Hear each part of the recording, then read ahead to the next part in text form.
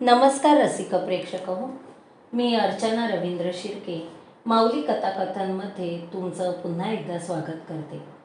आपण ऐकत आहोत रत्नाकर मतकरी यांची इंटरव्ह्यू ही कथा. ज्या वाचकांना रक्ताची शिसारी येते त्यांना आम्ही प्रथमच आश्वासन देऊन ठेवतो की या कथेत रक्ताचा एक थेंब देखील सांडलेला नाही. कथा अत्यंत साधी आहे. तिच्यात तुटलेली मुंडकी नाहीत की रक्ताच्या थारोळ्यात पडलेले देह नाहीत. किंबहुना कथेचा विषय देखील तुमच्या आमच्या दैनंदिन जगातला, ज्यामध्ये भयाचा लवलेशही नाही असा आहे.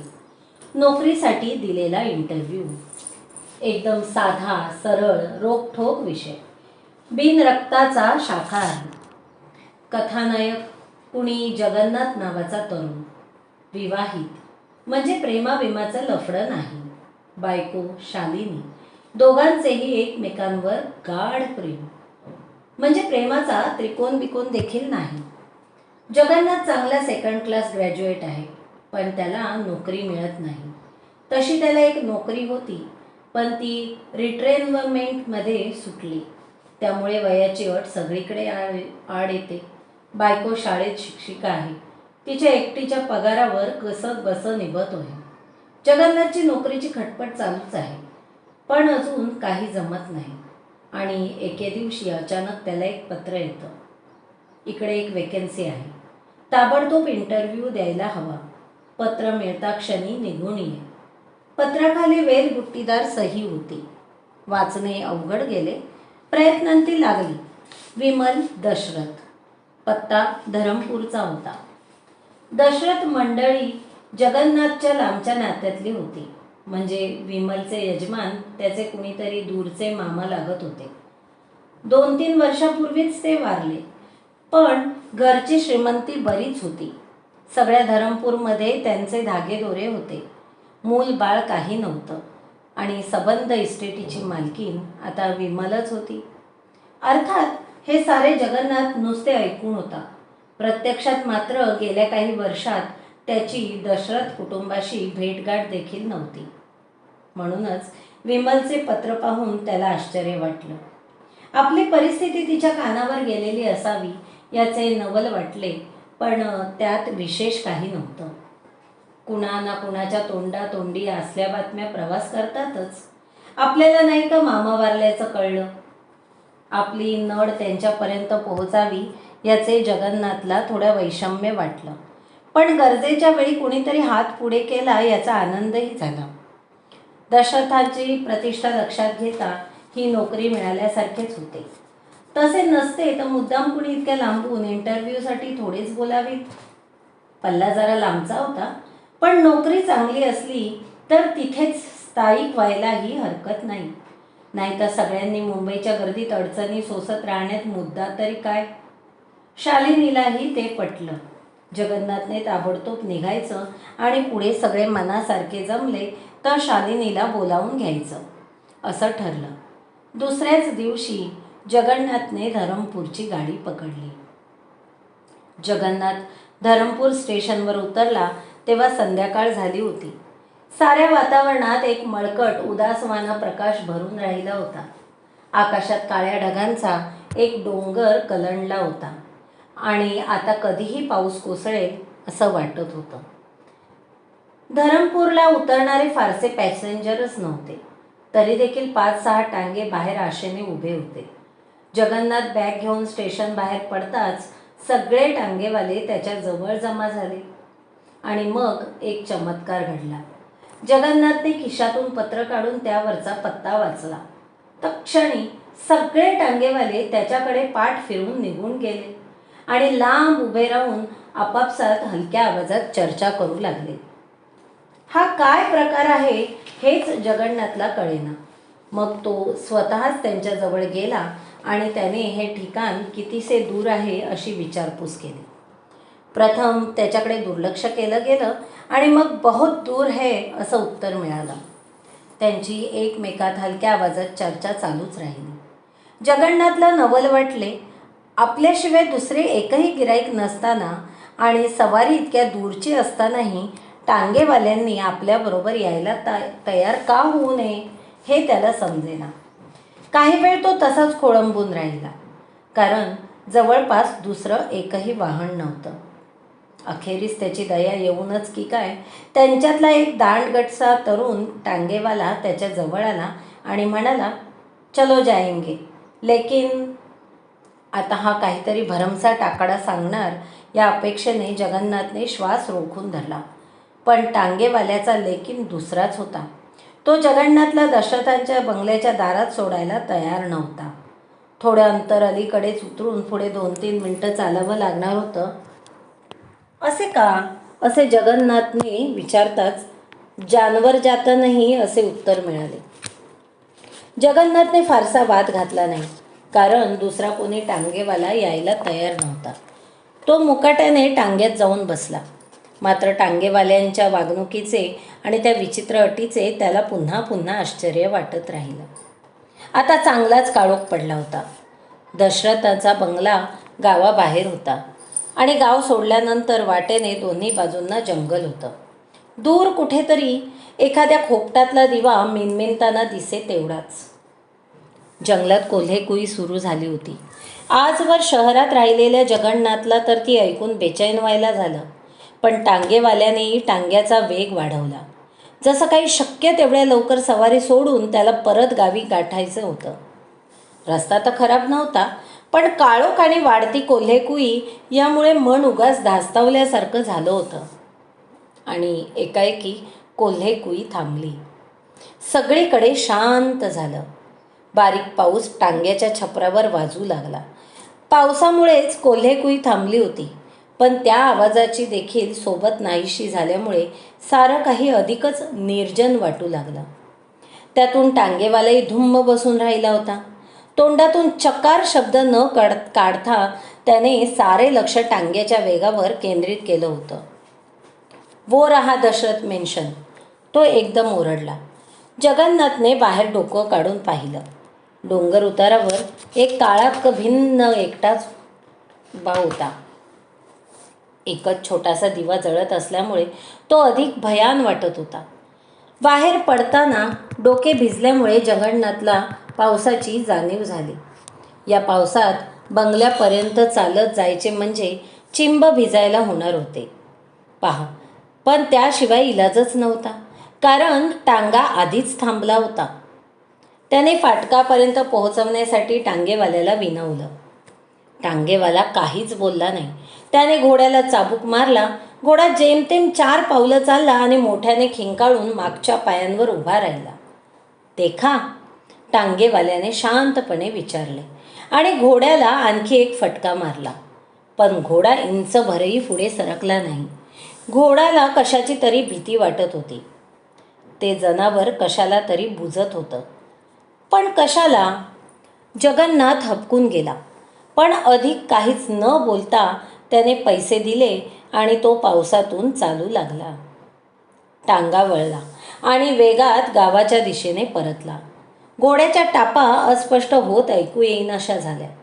तशी जगन्नाथला अधिकच एकटे एकटे वाटू लागले. दशरथ मेन्शन एका प्रचंड दगडी वाडा होता. एखाद्या जुनाट किल्ल्यासारखा त्याच्या मांडणीचा थाट होता. सारे काही ओबडधोबड आणि रुंद. कुठे कसली कलाकुसर नाही की रेखीवपणा नाही. अर्थात हे नुसते जगन्नाथला जाणवलेले. नाहीतर काळोखात तो वाडा नीटसा दिसतच कुठे होता. वाड्याच्या मागे एक पहाड चढत गेला होता, पण आजूबाजूला एकही घर नव्हतं की खोपटं सुद्धा नव्हतं. आसपासची जागा मोकळी, नुसतीच मोकळी होती. एक झाड सुद्धा तिथं वाढलेलं नव्हतं. सारे जसे काही एखाद्या मसनवटीसारखे निश्चित आणि मृत पडले होते. जिवंतपणाची, टवटवीतपणाची एकही खूण तिथे नव्हती. एकाएकी पाऊस थांबला आणि कोल्हेकुई परत सुरू झाली. पायऱ्यांशी पोहोचेपर्यंत जगन्नाथ पुरता भिजून गेला होता. मग लांब वरून दिसलेला प्रकाश आत कुठेतरी लावलेल्या दिव्याचा होता. पण ओटा अंधारातच होता. त्या अंधारात कुई कुई खळ खळ अशा तालात काहीतरी हलत होतं. पांढरे शुभ्र लुगडे नेसलेली एक बाई अधांतरी बसलेली पाहून जगन्नाथ दचकला. बाई पुढे मागे झुलत होती. खळखळ कुई कुई असा आवाज एका तालात होत होता. काळोखाला डोळे सरावताच जगन्नाथच्या लक्षात आले की ती झोपाळ्यावर बसून झोके घेत आहे. कोण? जगन्नाथ का? ये, मी वाटच बघत होते तुझी, ती बसल्या जागेवरूनच म्हणाली. तिचा आवाज गोड होता. जगन्नाथनं ओळखलं, हीच विमल. जगन्नाथ पायऱ्या चढून वर गेला. एकदम त्याच्या ध्यानात आलं की दारात कुत्रा देखील नाही. अशा एकांत जागी कुणी कुत्रे न बाळगता कसे राहत असेल? ती त्याला आत घेऊन गेली. दिवा लावला. समोर एक प्रशस्त दिवाणखाना होता, हात राखून न ठेवता शृंगारलेला. जमिनीवर जाड गालीचा, कोपऱ्यात पुतळे, भिंतीवर जनावरांची कातडी आणि एक प्रचंड तैलचित्र. ते बहुधा मामांचे असावे. अलीकडेच रंगवल्यासारखे दिसत होते. खाली त्यांच्या जन्ममृत्यूच्या तारखाही होत्या. चित्रातली व्यक्ती रुबाबदार होती, पण चेहरा पडखाऊ वाटत होता. मिशा आकडेबाज होत्या, पण डोळे मंद होते. 2 भल्या मोठ्या हंड्यांमध्ये लावलेल्या विजेच्या दिव्यांच्या प्रकाशात विमल फारच आकर्षक दिसत होती. तशी ती तरुण नव्हती, परंतु तिच्या एकंदर हालचालीमध्ये एक प्रकारचे सामर्थ्य मात्र जाणवत होते. सशक्त देहाशी चेहरा थोडा विसंगत वाटत होता, कारण तो काहीसा पांढुरका पडला होता. केस मात्र अजूनही पूर्ण काळे होते. भिजला आहेस तू, आधी कपडे बदलून घे, विमलने त्याला न्हाणीघर दाखवले. कपडे बदलून जेवण होईतो त्याच्या जीवात जीव नव्हता, पण आता त्याला पुष्कळच हुशारी वाटू लागली होती. सगळी कामं विमल एकटीच करीत होती. कदाचित रात्रीच्या वेळेस गडी माणसं राहत नसतील, पण या बाईला सोबतीची गरज वाटू नये, तिने कुणालाच ठेवून घेऊ नये. या एवढ्या मोठ्या वाड्यात रात्रीच्या वेळी ही बाई न घाबरता एकटी कशी राहत असेल? दुसऱ्या कशाचे नाही, पण चोरा चेलटांचेही तिला भय वाटू नये. आणि घर गावात श्रीमंतीसाठी प्रसिद्ध, की चोरही इथे यायला घाबरत असतील. पण का? कशासाठी? मग हा टांगेवाल्याचा घोडा का बुजला? पण यातलं काहीच तिला विचारायचं धाडस जगन्नाथनं केलं नाही. त्याने फक्त नोकरीविषयी आणि इंटरव्ह्यूविषयी विचारलं. ते सगळं तुला उद्या सकाळी सविस्तर सांगेल. आता रात्र बरीच झाली आहे, तू झोप स्वस्तपणे, विमल म्हणाली. तिने टॉर्च घेतला आणि दोघे माडीवर गेले. त्याच्या मनात आले, ही इतकी देखणी सुदृढ बाई, नवरा गेलेला इतके दिवस झाले, रात्री कुणी इथं येत असेल का? पण हे असले वेडेवाकडे विचार त्याने ताबडतोब मनातून घालवून लावले. झोपायची खोली देखील खालच्या दिवाणखान्यासारखीच प्रशस्त होती. खोलीतला प्रचंड बिछाना सुसज्ज होता. अगदी पांघरून सुद्धा पायथ्याशी घडी करून ठेवलेलं होतं. जगन्नाथला थोडं आश्चर्य वाटलं, पण त्याच वेळी जीव सुखावलाही. दिवसभराच्या प्रवासाने अंग इतकं आंबून गेलं होतं की केव्हा एकदा बिछाण्यावर पडतोय असं झालं होतं. विमलने जणू त्याच्या मनातले जाणले. मंद हसत ती म्हणाली, आता जाते मी, तू झोप, आणि दार लोटून ती निघून गेली. जगन्नाथच्या मनातली भीती आता नाहीशी होऊ लागली होती. मोजकेच कामापुरते गोड आवाजात हसत मुखाने बोलणारी, प्रत्येक काम स्वतः आणि झपाझप उरकणारी विमल त्याला आवडली होती. बाहेरून किल्ल्यासारखा दिसणारा तो वाडा आतून इतका सुसज्ज आणि संपन्न आहे हे पाहून त्याला फार बरं वाटलं. त्या घराची त्याला एक प्रकारची भीती वाटत होती, आणि तरीही त्याविषयी एक आकर्षणही वाटू लागलं होतं. ही खोली नक्कीच घराच्या मालकाची झोपायची खोली असावी. तिची सुसज्जता आणि संपन्नता यावरून ते कळत होतं.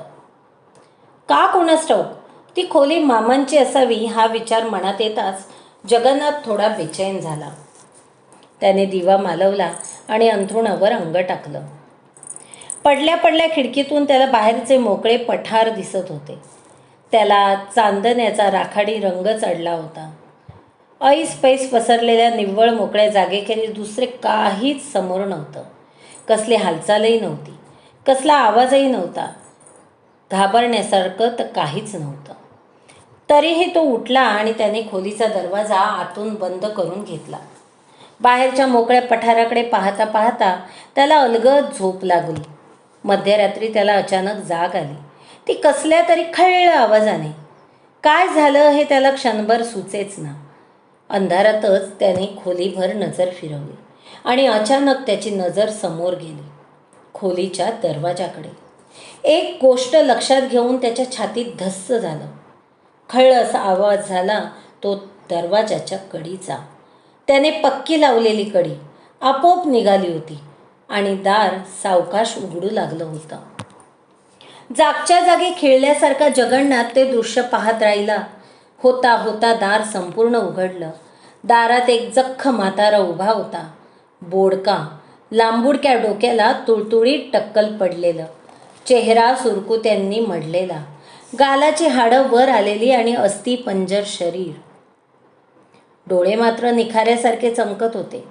नजर जगन्नाथवर रोखलेली होती. नकळत भयाने जगन्नाथ मागे सरकला. त्याने उशी गच्च धरून ठेवली. म्हातारा दरवाजातून आत आला. सावकाश एक एक पाऊल टाकीत पुढे येऊ लागला. जगन्नाथने किंकाळी मारली तर ती ओठातून बाहेर फुटलीच नाही. म्हातारा थांबला. त्याने जगन्नाथला उठून उभा राहण्याची खूण केली.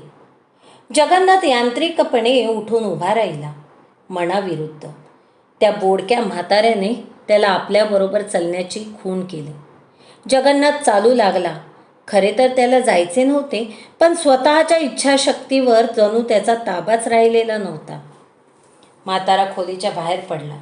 त्याच्या मागून जगन्नाथ चालत होता. काय होते आहे हे त्याला समजत होते. काहीतरी विलक्षण प्रकार घडत होता, ज्याची त्याला अत्यंत भीती वाटत होती. सर्व शक्ती एकवटून तिथून पळून जावं असं सुद्धा वाटत होतं, पण मनाचे सांगणे पाय मानित नव्हते. ते त्या म्हाताऱ्याच्या मागून चालतच होते. एखाद्या यांत्रिक बाहुलीप्रमाणे. मन देखील तसंच बधीर होतं. तर फार चांगलं झालं असतं, पण ते पूर्ण जागं झालं होतं. एक एक गोष्टी टिपीत होतो, त्यामुळे भीतीने जीवाचा थरकाप होत होता. उदाहरणार्थ, तो म्हातारा सारे अंग सुरकुतलेले, वय 90च्या जवळपास सहज असेल, पण तरी देखील तो बिलकुल वाकला नव्हता. चालण्यातही जोर होता. हे कसं शक्य आहे? झालेच तर त्याच्याजवळ दिवा नव्हता, पण त्या काळोखातही तो बिलकुल न अडखळता, न ठेचळता चालत होता. खरं तर जगन्नाथला स्वतःचंही आश्चर्य वाटायला हवं होतं, कारण तो स्वतः देखील त्या अनोळखी घरात एखाद्या सराईतासारखा चालत होता. कुठे चालले होते ते? कुठल्या तरी पायऱ्या ते उतरत होते. दगडी पायऱ्या. त्या पायऱ्यांचा थंड स्पर्श उघड्या पावलांना असह्य होत होता, पण तरीही जगन्नाथ उतरतच होता. पायऱ्यामागून पायऱ्या, पायऱ्यांमागून पायऱ्या. जगन्नाथ मध्येच क्षणभर थांबला. त्याबरोबर तो म्हाताराही थांबला. बहुधा जगन्नाथच्या पावलांचा आवाज बंद झाल्यामुळे असेल. अचानक एक गोष्ट जगन्नाथच्या लक्षात आली. पायऱ्यांवर त्या म्हाताऱ्याच्या पावलांचा आवाज ऐकू येत नाही. म्हाताऱ्यानं पुन्हा खूण केली. जगन्नाथ चालू लागला. पायऱ्या, आणखीन पायऱ्या. कुठल्या सप्तपाताळात ते जात होते कुणास ठाऊक. अखेरीस एकदाच्या त्या पायऱ्या संपल्या, पण त्यांचे चालणे संपले नव्हते. दगडी फरशीवरून ते आणखी थोडा वेळ चालत राहिले. एकदम जगन्नाथच्या लक्षात आलं की आपण एका लांबच लांब दिवाणखान्यात येऊन पोहोचलो आहोत. दिवाणखाना अरुंद होता आणि इतका लांब की त्याचं दुसरं टोक जगन्नाथला नीटसं दिसतही नव्हतं. दिवाणखाना अगदी रिकामा होता. जमिनीवर गालिचा नव्हता, नुसती दगडी फरशी होती. भिंती देखील अगदी रिकाम्या, तुरुंगांच्या भिंतींसारख्या, ओक्याबोक्या, दगडी. त्यावर कुठलंही चित्र नाही की पडदा नाही. दिवाणखान्यात जगन्नाथ अगदी एकटा होता. निदान तसं त्याला वाटलं होतं, पण तसं नव्हतं. दिवाणखान्याच्या टोकाशी काही पायऱ्या होत्या. त्यावर एक दगडी चौथरा होता. चौथऱ्यावर एक मोठं टेबल होतं. टेबलामागे 3 खुर्च्या होत्या आणि खुर्च्यांवर 3 व्यक्ती बसल्या होत्या. पण अपुऱ्या उजेडात इतक्या अंतरावरून त्यांचे चेहरे दिसणं शक्यच नव्हतं. मला इथं का आणले? महत् प्रयासाने जगन्नाथला आपला आवाज सापडला. तू ज्या खोलीत झोपलास तिथं झोपलेलं प्रत्येकजण इथं येतं. दूरवरून शब्द ऐकू आले. खुर्च्यांवर बसलेल्या तिघांपैकीच कुणीतरी बोलत होतं, पण त्याचा आवाज प्रत्यक्षात दुरून येत नव्हता. जवळूनच ते शब्द कानात घुमत होते. मनाला जाणवत होतं त्या खोलीतल्या वातावरणानं तुला खेचून इथवर आणलंय. आत्ताच एक गोष्ट जगन्नाथच्या लक्षात आली. तो इथे येऊन पोहोचला त्या क्षणापासून तो बोडका म्हातारा नाहीसा झाला होता. तो बिछाना झपाटलेला आहे, ती खोली झपाटलेली आहे, हा वाडा झपाटलेला आहे आणि आम्हीच तो झपाटला आहे. शब्द आले. तुम्ही कोण आहात? जगन्नाथ विचारून गेला. आम्ही अमृत आहोत. काही जण जिवंतपणी मेल्यासारखे असतात. आम्ही मेल्यानंतरही जिवंत राहतो. जिवंत व्यक्तींमधून चैतन्य शोषून घेणे आणि जीवन शोषून घेऊन मग ती माणसं मरतात. सावकाश पळापळानं मरतात. तू देखील असाच मरशील. आजपासून त्या बिछाण्यात झोपलेले तुझे मामासुद्धा असेच मेले. मला मरायचं नाही. मला मरायचं नाही. जीवाच्या आकांतानं जगन्नाथ किंचाळला तरी तो आवाज जेमतेम बाहेर फुटला एवढेच. मरायचं नाही? ते शक्यच नाही. का? तू अगोदरच मेला आहेस. त्या बिछाण्यात झोपलास ना तेव्हाच. आता मेलेलं असूनही जिवंत राहण्याचा एकच मार्ग. कुठला? तुझ्याऐवजी तू दुसऱ्या कोणाला तरी बळी द्यायचं. मग तू आमच्यातला होशील. मृत असून जिवंत राहशील. अमृत होशील. आमच्याकडे एकच जागा रिकामी आहे. आम्ही तुला आमच्यात घ्यायला तयार आहोत. कबूल? बळी द्यायचं? दुसऱ्या कोणाला तरी? नाही. असली भयंकर गोष्ट मी करणार नाही. जगन्नाथ पळत सुटला. खुर्च्यांवर बसलेल्या मंडळींनी त्याला थांबवण्याचा प्रयत्न केला, पण तो जेमतेम दारापर्यंत पोहोचू शकला तर दारात विमल उभी होती. कुठं पळतोस वेड्या? ती हसत म्हणाली. इथून सुटका नाही. तुला झिजवून पिचून मरायचंय का माझ्या नवऱ्यासारखं? ती गोड आवाजात म्हणाली. त्यापेक्षा कुणाचा तरी बळी देऊन टाक. आपण मजेत राहू चिरंतन. आपल्याला मरणाची देखील भीती नाही. अरे, आपण आधीच मेलेलो आहोत. फक्त आपण जिवंत राहावं यासाठी नवीन माणसांना बोलावून घ्यायचं आणि त्यांचे बळी द्यायचे.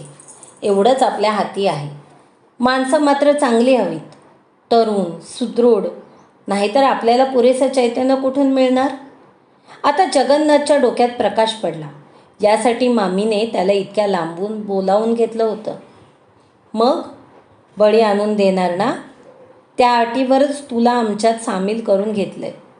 चौथऱ्यावरील मधल्या खुर्चीत बसलेले व्यक्ती म्हणाले आणि पायऱ्या उतरून त्यांच्याजवळ येऊ लागले. तो एक जाडजूड माणसल माणूस होता. गुबगुबीत गालांचा, जाडजूड मिशा ठेवलेला, अंगात काळा भोर सूट. हातातला कागद पुढे करून तो म्हणाला, हे करारपत्र. इथे सही कर. जगन्नाथ घुटमळला. कर सही? विमल गोड आवाजात म्हणाले. त्या वाचून दुसरा उपायच नाही. थरथरत्या हातांनी जगन्नाथनं आपलं नाव लिहिलं. मात्र सगळीकडे एकदम काळोख झाला. जगन्नाथ दचकून जागा झाला तेव्हा आपण मामांच्या बिछाण्यातच असल्याचं त्याला आढळलं. काय भयंकर स्वप्न! त्याने घाम टिपला. अजून उजाडलं नव्हतं. उरलेली रात्र त्याने कुशी पालटत घालवली. पहाटे त्याला झोप लागली. तो जागा झाला तेव्हा दिवस चांगलाच वर आला होता. त्याला रात्रीच्या त्या भयंकर स्वप्नांची आठवण झाली. दिवसाच्या उजेडात त्याची भयानकता थोडी कमी झाली होती. जगन्नाथ खाली उतरून आला. न्हाणीघरात गेला. तोंड वगैरे धुवून बाहेर आला. वाड्यात कुणाचीही चाहूल नव्हती. गडी माणसे तर नव्हतीच, पण विमलचाही पत्ता नव्हता. तो दिवाणखान्यात आला. अस्वस्थपणे इकडे तिकडे बघू लागला. आता कुठं शोधायचं हिला? अजून आपल्याला या घरातल्या खोल्यासुद्धा. इतक्यात त्याचं लक्ष समोरच्या छोट्या चंदनी स्टूलाकडे गेले. त्यावर एक दुधाचा ग्लास झाकून ठेवलेला होता. शेजारीच बशीमध्ये फळं होती. स्टूलावरच एक चिठ्ठी होती. जगन्नाथने ती उघडली. बाजारात जाऊन येते. सोबतच्या पत्त्यावर 11 वाजता इंटरव्ह्यूला जाऊन ये. विमल. सोबत एक व्हिजिटिंग कार्ड होतं. त्यावर नाव होतं अमृत लॅबॉरेटरीज, धरमपूर. बरोबर आणलेले ठेवणीतले कपडे चढवून जगन्नाथ कार्डवरच्या पत्त्यावर गेला. लॅबॉरेटरी दुसरीकडे असावी हे फक्त मॅनेजरचे ऑफिस होते. कार्डच्या पाठीमागेच भेटीची वेळ आणि मॅनेजरची सही होती. पट्टेवाल्याला कार्ड दाखवताच त्याने जगन्नाथला आत सोडलं. आतले ऑफिस चांगले झगझगीत होते. जमिनीवर हिरव्या रंगाचा मऊ मऊ गालिचा अंथरलेला होता. भिंतीवर 1-2च फोटो होते. एक ठसठशीत तारखांचे कॅलेंडर होते. थोडक्यात ऑफिसचा थाट मुंबई फॅशनचा होता. कालपासून जगन्नाथच्या मनावर आलेलं भीतीचं सावट थोडंसं दूर झालं. समोरच एक प्रशस्त टेबल होते. त्यामागे 3 खुर्च्या ठेवल्या होत्या. 3ही खुर्च्यांना सिंहासनासारखी रुंद शोभिवंत पाठ होती आणि लाल मऊ मऊ गादी होती. 3तल्या 2 खुर्च्यांवर दोघे मध्यमवयीन गृहस्थ बसले होते. त्यांनी जगन्नाथला समोरच्या खुर्चीवर बसायला सांगितलं. जगन्नाथ बसला. खुर्च्यांमागे सोनेरी रंगाचा नक्षीदार पडदा या भिंतीपासून त्या भिंतीपर्यंत लावलेला होता. त्याचे निरीक्षण करीत दोघेही गृहस्थ त्याच्याशी अत्यंत मृदू आवाजात प्रेमळपणे बोलत होते.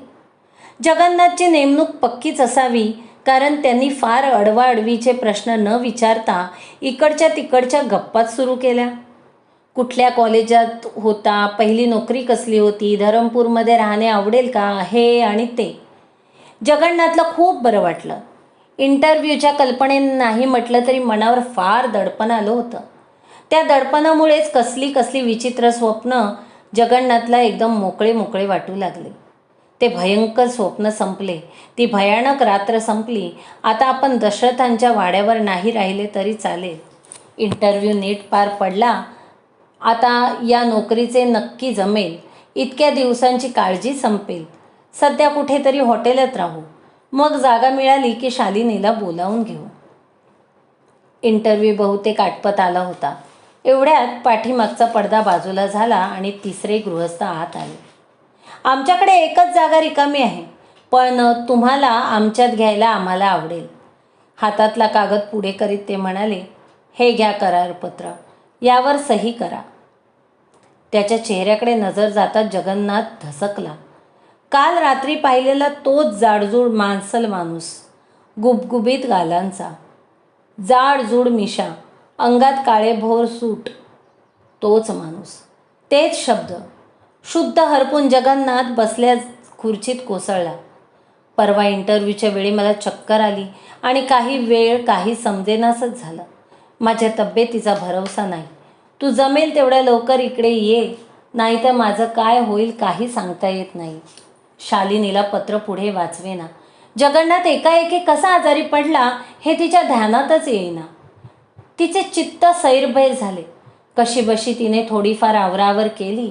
सामान बांधून तयार ठेवलं. गाडी दुसऱ्या दिवशी सकाळीच होती. जगन्नाथच्या तब्येतीची काळजी मन पोखरीत होती. रात्रभर तिच्या डोळ्याला डोळा लागला नाही. कुशी पालटीत तिने रात्र घालवली. प्रवासात तर मन अधिकच अधीर झालं. कशीबशी ती स्टेशनवर उतरली. टांगेवाल्याने नेहमीप्रमाणे कुजबूज केली. कोणीच सवारी घ्यायला तयार होईना. शेवटी तो एकटाच टांगेवाला तयार झाला. तोच जगन्नाथला वाड्यावर घेऊन गेलेला. पण शालिनीचे त्या सगळ्या प्रकाराकडे फारसे लक्ष नव्हते.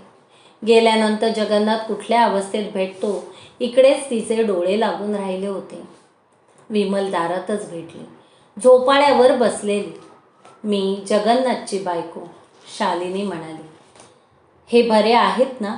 काहीच न बोलता विमल तिला वरती घेऊन गेली. मामांच्या झोपायच्या खोलीत बिछाणावर जगन्नाथ पडला होता. जगन्नाथ? शालिनी त्याच्या अंगावर कोसळली. जगन्नाथने डोळे उघडले. जगन्नाथ, तुम्ही बरे आहात ना? शालिनीने व्याकुळपणे विचारले. होय शालिनी. तिला जवळ ओढून जगन्नाथ म्हणाला, मी बरा आहे.